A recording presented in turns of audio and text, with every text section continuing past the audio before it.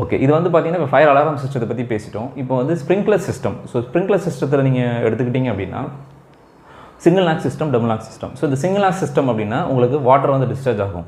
Okay, எப்போ discharge ஆகும் அப்படின்னா உங்களுக்கு ரெண்டுமே both sprinkler and electrical alarm activate ஆனால் மட்டும்தான் உங்களுக்கு வாட்டர் வந்து டிஸ்சார்ஜ் ஆகும் சிங்கிள் லாக் சிஸ்டத்தில். இதுவே டபுள் லாக் சிஸ்டத்தில் உங்களுக்கு வாட்டர் டிஸ்சார்ஜ் ஆகும். எப்போ ஆகும் அப்படின்னா அதே தான் both sprinkler and electrical alarm. ஆனால் இங்கே வந்து எலக்ட்ரிக்கல் அலாரம் 2 அலாரம் ஆக்டிவேட் ஆகணும். ஸோ ஒரு ஸ்ப்ரிங்க்லர் 2 எலக்ட்ரிக்கல் அலாரம் வந்து ஆக்டிவேட் ஆச்சு அப்படின்னா அது வந்து ஆக்டிவேட் ஆனால் மட்டும் தான் உங்களுக்கு வந்து வாட்டர் டிஸ்சார்ஜ் ஆகும். ஸோ இது வந்து பார்த்திங்க அப்படின்னா டபுள் லாக் சிஸ்டம்னு சொல்லுவோம்.